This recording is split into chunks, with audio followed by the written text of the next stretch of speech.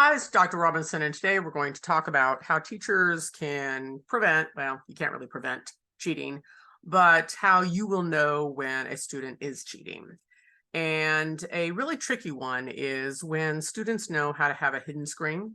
So you actually see nothing that is occurring. Now, some sighted students will actually use audio. They have just a little earbud, just like blind students, they'll have screen readers on. Other students who are really gifted at typing, they actually can just do a search in a chat GPT and they will know exactly what they typed and they know how many tabs to make to get to the copy button and they'll copy the answer in. So I'm going to kind of give you a demonstration of this. So you see this document, how students can cheat using ChatGPT, any AI, and a hidden screen. And it's very prevalent. It can be used for good. Khan Academy is phenomenal. It's like an extra teacher on the side. It never gives the answers, and it tries to lead the student based on their questions to the correct answer. But many chat GPTs, they'll give you a straight out answer. And hopefully when the kids are copying and pasting it in, they're actually looking at the answers and they will learn that way.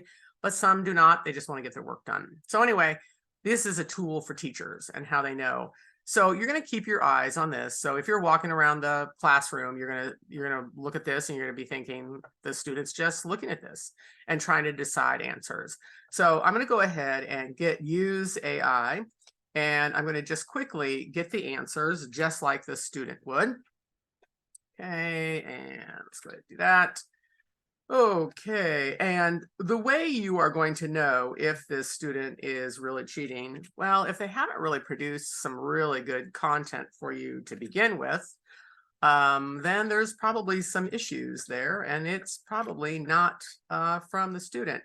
I'm also going to show you some tricks to understand what is probably coming straight from ChatGPT AI. So if the student, or you just happen to walk around and you see you have solve 9x plus y equals 36. And then you walk around and you see start with the equation, colon, and you have all these words. Well, I can tell you they just copied that out. The smart cheater, of course, is going to get rid of the words. The next clue in is if they forget to get rid of the punctuation, because when the student is writing it out, they're not going to use punctuation. If they're in Word, they should be using the math word editor. You can see when I click on 9x plus y equals 36, that is in the word math editor. But if they're copying and pasting, guess what? This is not. That is another clue in that they are cheating on that. This one, and I was kind of playing around with it, so I already put some indents in the paragraphs. If the student is actually writing information, they're going to actually remember to indent in this. They're going to remember to do, proper format. But if you've never seen this child produce this type of information before, they're probably not doing this correctly. Okay, so back to the Spanish, name the four seasons. And of course, you have this flawless, beautiful sentence coming out in Spanish. Well, punctuation mark is missing there. So once again, copying and pasting doesn't always get all the information in there. Now, the really gifted cheater will actually be able to memorize that and they'll actually type it out. Well, you're liable to get a few typing errors that way. But once again, the really gifted ones probably won't. We have some very, very brilliant students out there who've got this down to a T.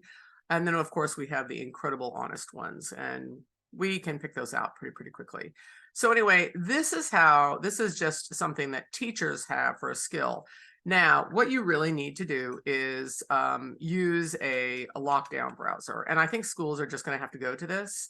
So NWEA, one of the best lockdown browsers that delivers work fully accessible to screen readers. So of course, sighted people can utilize that.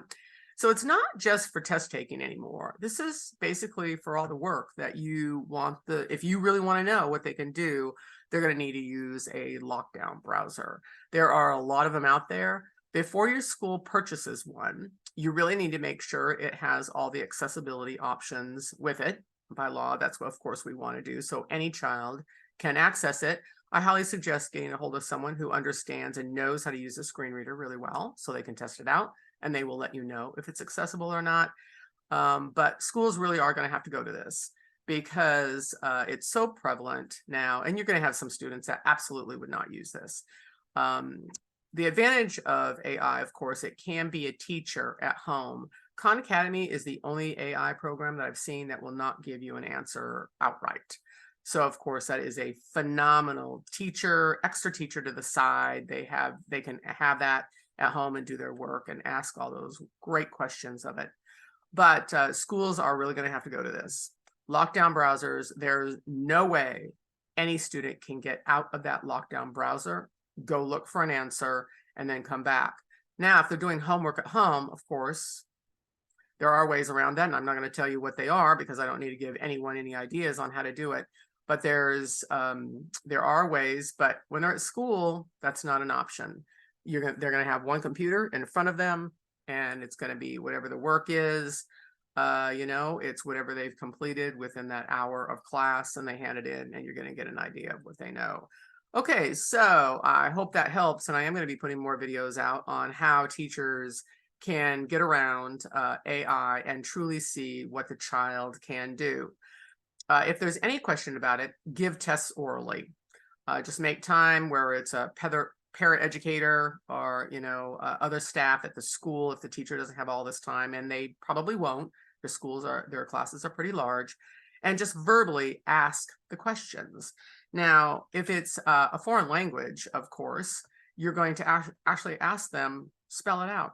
So if they give you this beautiful sentence, and they may not give it all, but whatever they tell you, ask them to spell it out. And if they don't know the spelling, and of course you're seeing their work come up with, nice, large, multi-syllabic words, there's probably an issue if they can't spell it. And then of course that gives you a cue in also.